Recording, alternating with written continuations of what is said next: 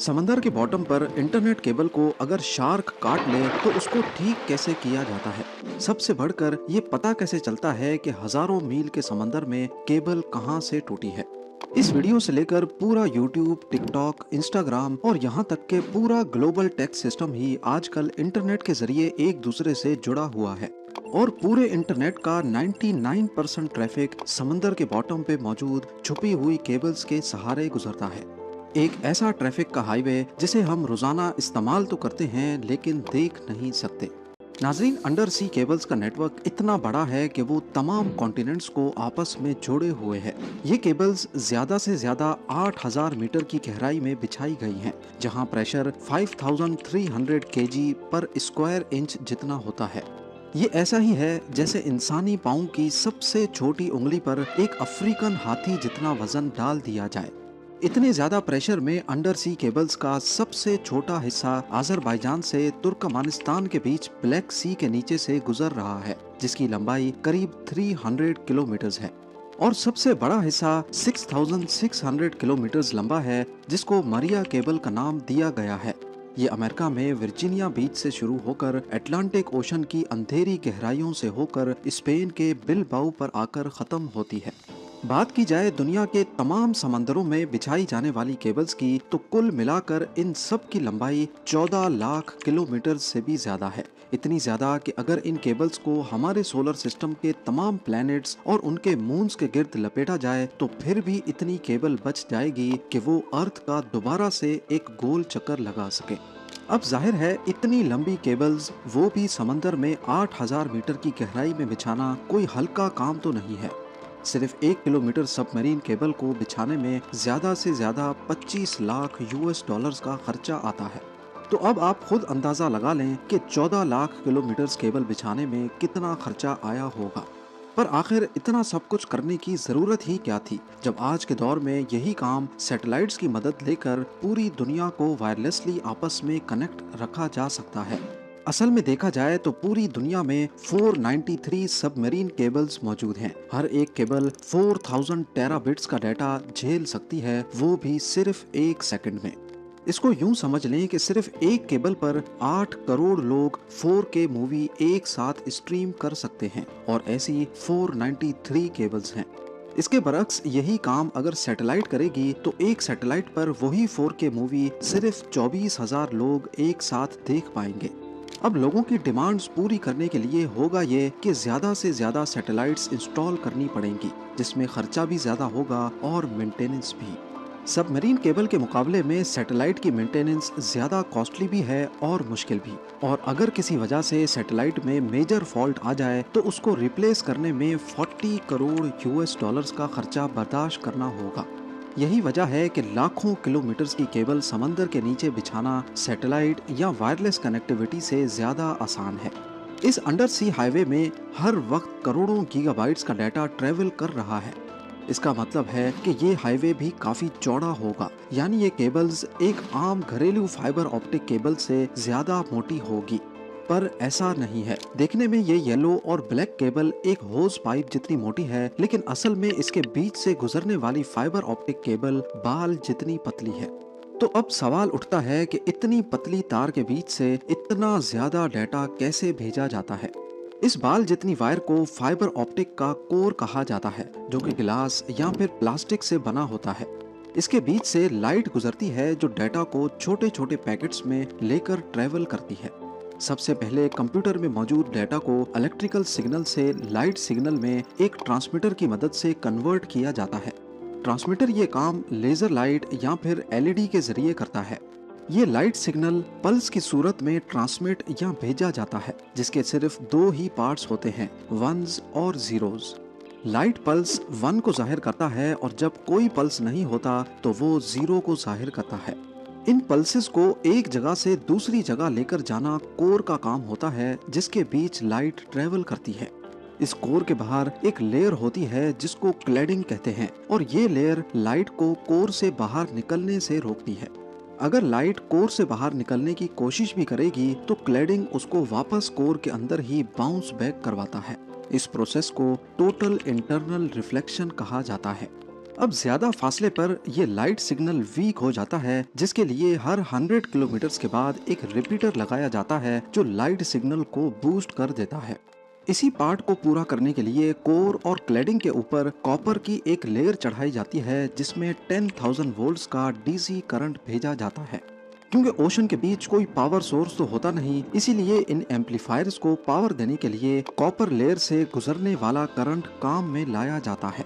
Fibre optic cable एक से ज्यादा सिग्नल्स भी एक साथ ट्रांसमिट करने की सलाहियत रखती हैं।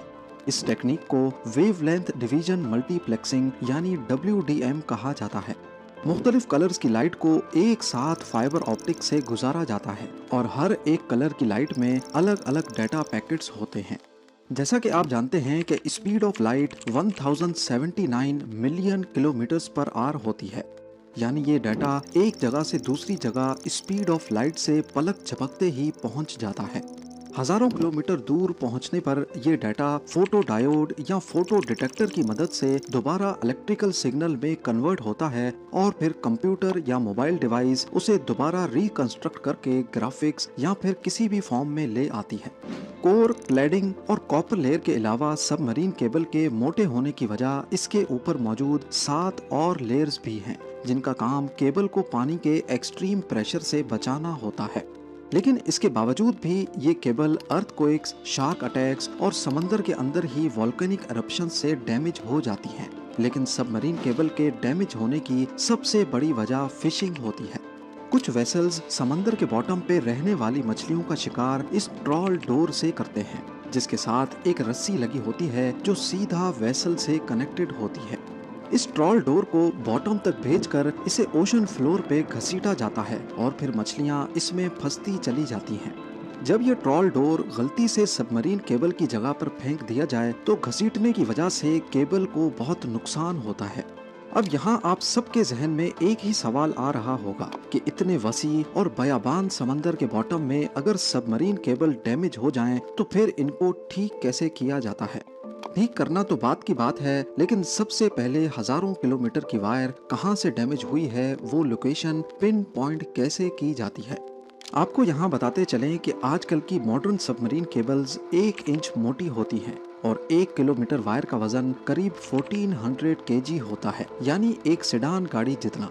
समंदर में इंस्टॉलेशन के लिए ऐसी हजारों किलोमीटर वायर वन पीस में समंदर के बॉटम पे स्पेशल शिप्स की मदद से इंस्टॉल की जाती हैं। पूरी रिसर्च के बाद जब एक खास एरिया चुना जाता है तो वायर के बड़े बड़े रोल्स शिप में लाद कर उस लोकेशन पर लाए जाते हैं और एक स्पेशल रोबोटिक मशीन जो समंदर के फ्लोर पे चलने की सलाहियत रखती है उसको इस्तेमाल करके 1 मीटर तक फ्लोर खोदा जाता है और साथ साथ उसमें केबल बिछाई जाती है। ये काफी आहिस्ता चलने वाला काम होता है, जिसे बड़ी एहतियात से करना बहुत जरूरी है। एक अंदाजे के मुताबिक यूएस और यूरोप के बीच बिछाई जाने वाली 6,600 किलोमीटर की वायर को इंस्टॉल करने में करीब 2 साल का वक्त लगा था। जब एक वेसल में रखी वायर खत्म हो जाए तो केबल से भरी दूसरी वेसल मंगाई जाती है और पहली वायर का कोना नई वायर के साथ कनेक्ट करके बिछाने का काम आगे बढ़ाया जाता है। इस पूरे काम में सबसे बड़ी रुकावट मौसम पैदा करता है। अटलांटिक ओशन में साल के 365 दिन तेज हवाओं का सिलसिला मौजूद होता है और ये हवाएं कब समंदरी तूफान की शक्ल इख्तियार कर लें इनको कोई भी नहीं रोक सकता।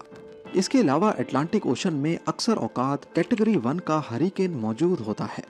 इस वक्त भी जब मैं वीडियो के लिए रिसर्च कर रहा हूँ तो अटलांटिक ओशन में कैटेगरी 1 का हरिकेन मौजूद है, जो फोरकास्ट के हिसाब से 23 अगस्त को आयरलैंड के साहिल पे पहुँचेगा।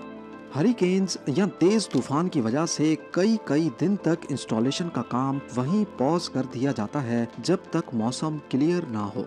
अब जब इंस्टॉलेशन का काम ही इतना मुश्किल है तो सोचें रिपेयर का काम कितना मुश्किल होगा। सबमरीन केबल के दोनों एंड पॉइंट्स पर डाटा सेंटर्स होते हैं जो केबल की एक्टिविटी को 24/7 मॉनिटर करते हैं। जैसे ही दोनों का कनेक्शन टूट जाता है तो इसका एक ही मतलब है कि समंदर के बीच केबल टूट गई है।